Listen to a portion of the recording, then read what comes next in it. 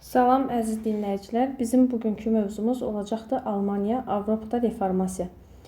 İlk öncə deyirik ki, Müqəddəs Roma İmperiyasının yaranmasından danışırıq. Müqəddəs Roma İmperiyası 1-ci Otto tərəfindən 962-ci ildə yaranmışdı.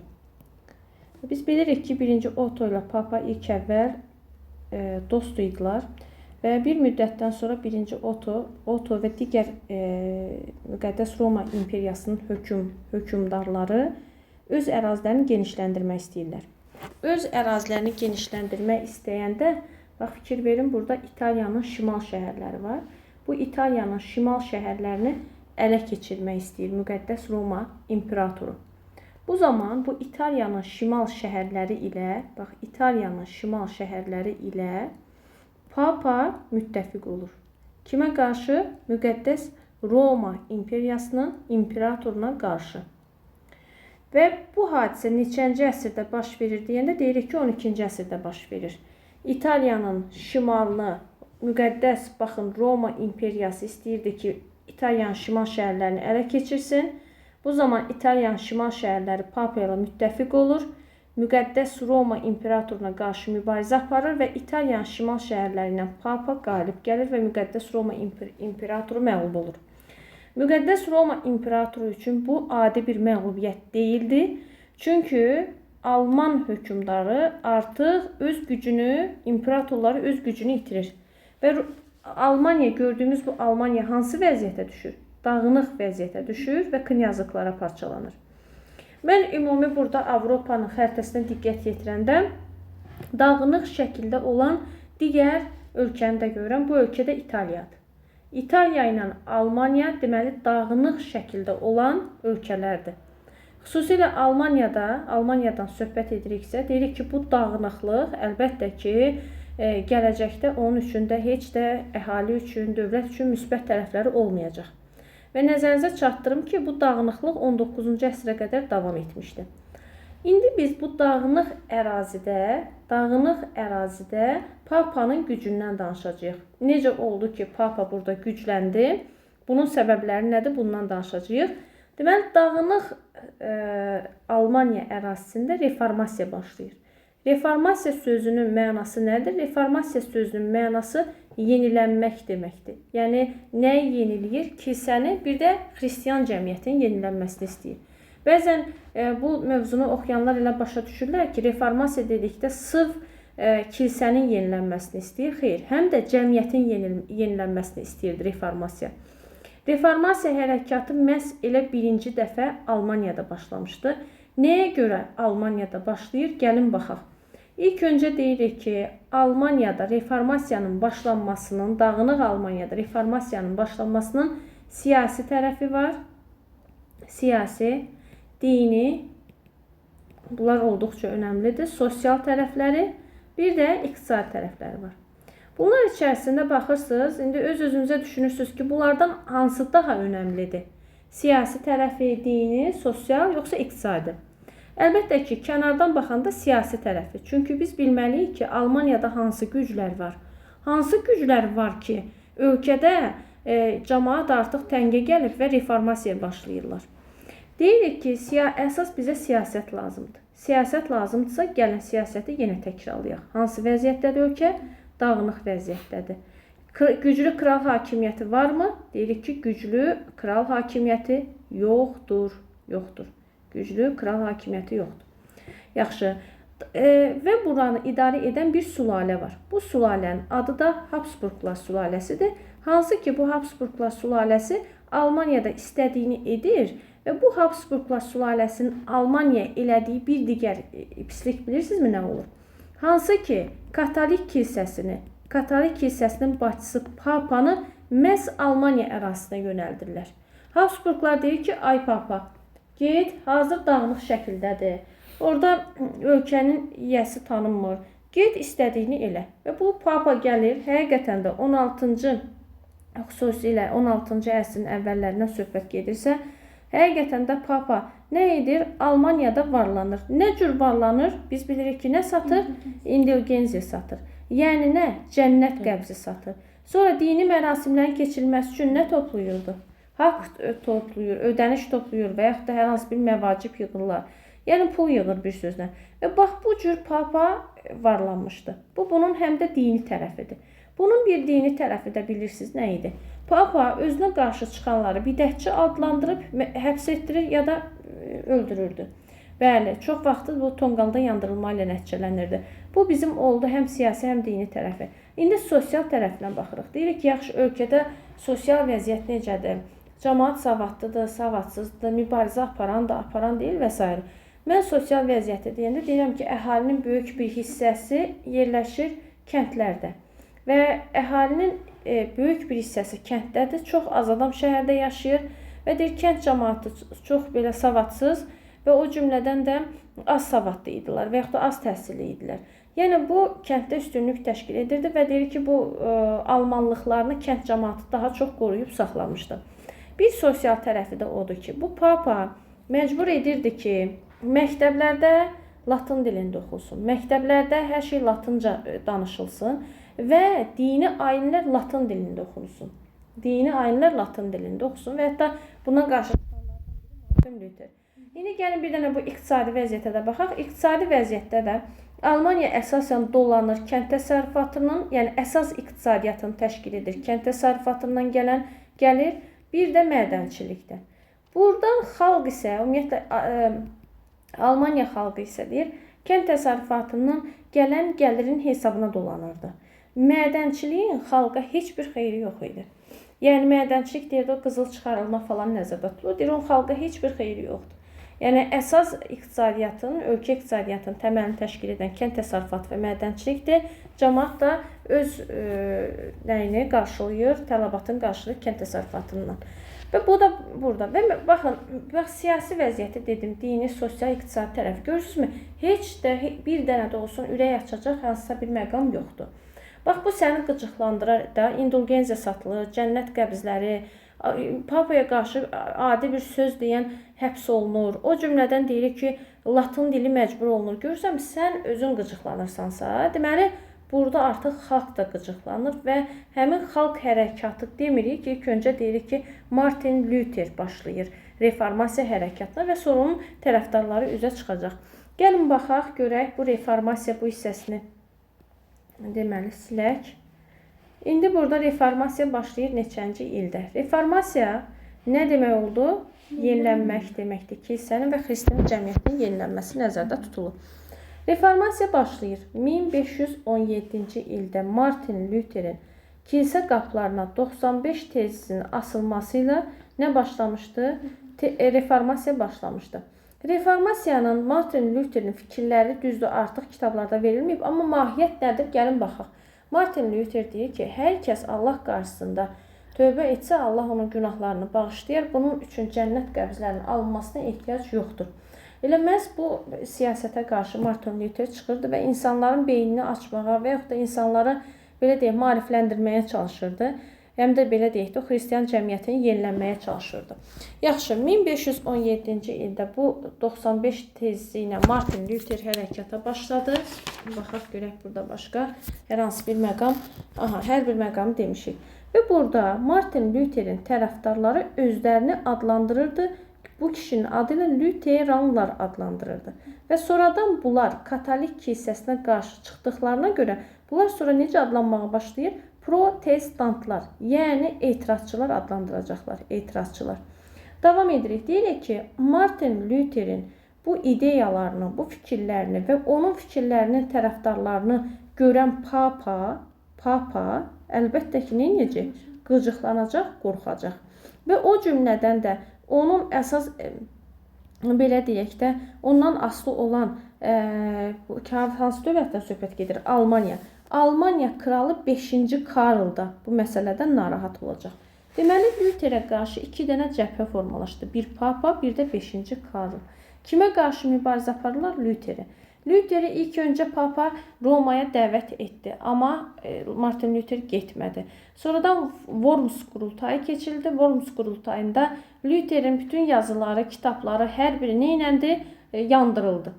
Və bu əlbəttə ki, Lutherin bir də həbs edilməsi haqqında bu papa qərar qəbul edəndə artıq Lüterin tərəfdarları dedi ki, burada elə dayanın. Və xüsusilə də burada dayanın və Lüterin həbs edilməsini istəməyən əsasən knyazlar idi. Çünki onlar katolik kilsəsinin günü-günə varlanmasından qəzəblənirdilər. Hətta burada Lüterin özünə sığınacaq verən olacaq da hansı knyazlıq olacaq? Saksoniya knyazlığı ona xüsusilə sığınacaq verəcək. Saksoniya. İndi mən burada nə etməliyəm? Bax, Papa ilə 5-ci Karl bir cəbhədədir. Mən indi nə etməliyəm? Gəlin Lüterin tərəfdarlarını deyək. Lüterin tərəfdarları sadə xalq. Sonra kim olacaqdı?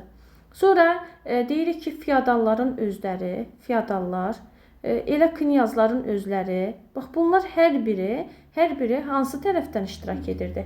Lüter tərəfdən iştirak edirdi.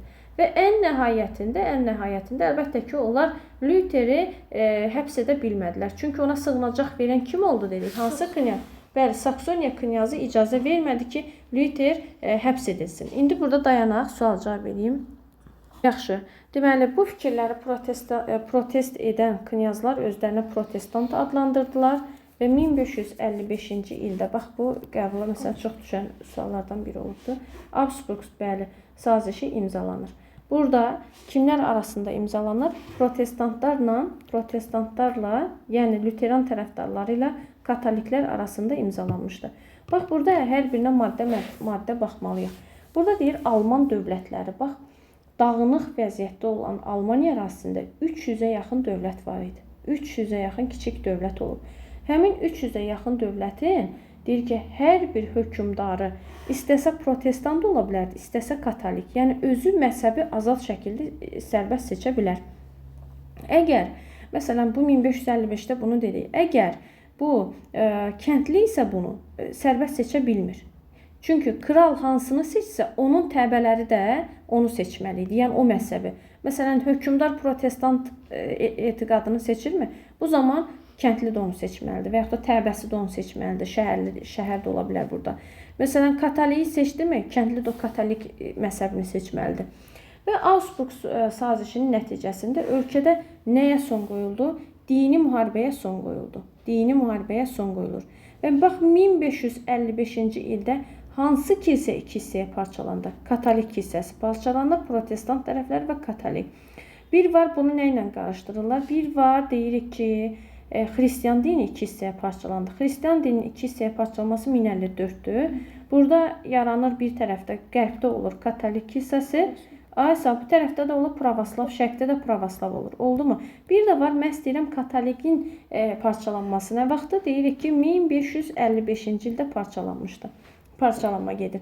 Yaxşı, bu hissəni də başa düşdük yəqin ki. Sonra Augsburg sazişində deyir ki, katolik kilsəsinin rəsmi olaraq qəbul edildi. Oldu mu? Bax, bu 1555-dir. Katoliklər içərisindən çıxan protestantlar rəsmi olaraq tanındı və protestant knyazlara böyük imtiyazlar verildi. Bu oldu, bu Lüteran hərəkatının və yaxud da reformasiyanın nəticəsi. Və Almaniyada reformasiya qalib gəldi. Almaniyada reformasiya qalib gəlir. Gəlin baxaq, başqa hansı ölkələrdə reformasiya qalib gəlmişdi. Digər ölkələrdən biri, baxın, bax, bu bizim göstərdiyimiz haradır bura? Anglo-saksların yaratdığı İngiltərə idi. Bax, bu İngiltərədə də reformasiya qalib gəlmişdi və burada yaranmışdı Anglikan kilsəsi.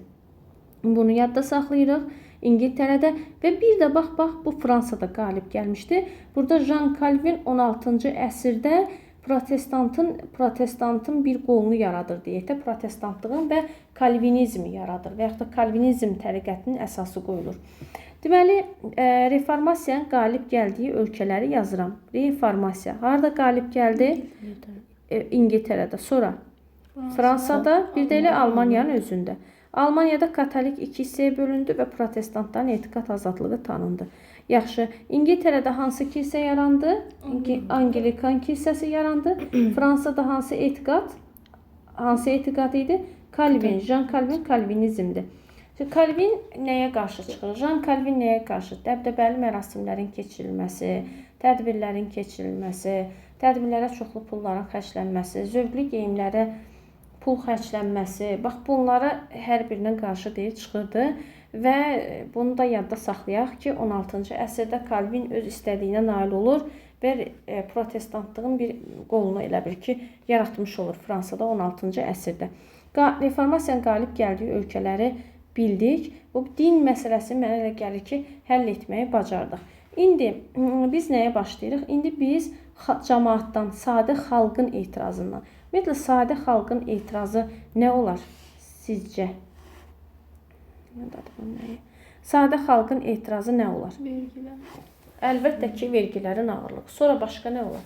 Torpaq sayılmaz. Feodalların özbaşınalığı, düzdürmü? Məhz buna görə, bax bu dediyiniz məqamlara görə feodalların özbaşınalığı, o cümlədən deyirik ki, vergi mükəlləfiyyətlərinin ağırlığına görə 1524-1525-ci ildə nə başlayır? Kəndli müharibəsi başlayır. Kəndli müharibəsində gəlin cəbhəni müəyyənləşdirək. Thomas Münser başçılıq edir. Gəlin bu Thomas Münserin cəbhəsi. Thomas Münser kimlərə qarşı mübarizə aparır? Feodallara qarşı mübarizə aparır. Gəlin baxaq, bu mübarizədə Thomas Münserin tərəfdarları kimlərdir? Thomas Münserin tərəfdarları bu zaman əlbəttə ki, kəndlidir, xalqdır və yeni yaranan burjuaziya Thomas Münser tərəfdə iştirak edirdi və yaxud onu dəstəkləyirdi. Feodallar tərəfdə isə Martin Luther'in özüdür. Martin Luther'in özüdür. Bax, feodalların tərəfini tutur. Nə deyir? Martin Luther deyir ki, Thomas Münserə, sən də mənim kimi dinc mübarizə apar. Thomas Münser deyir ki, biz əgər istədiyimizə nail olmaq istəyiriksə, nəyə görə dinc mübarizə aparmalıyıq? Nə cür mübarizəni seçir bu? Silahlı mübarizəni seçir. Bəli. Bu silahlı mübarizənin ən sonda gəlin görək nəticəsi nə olacaqdır? Nəticə etibarilə indi burada bir də onu da qeyd edək ki, bu feodallar tərəfində həm də varlı şəhərlilər də var. Varlı şəhərlilər də onu da qeyd edək, varlı şəhərlilər. Nəticə etibarilə Thomas Münser kəndli hərəkatı qalib gələr, yoxsa feodallar?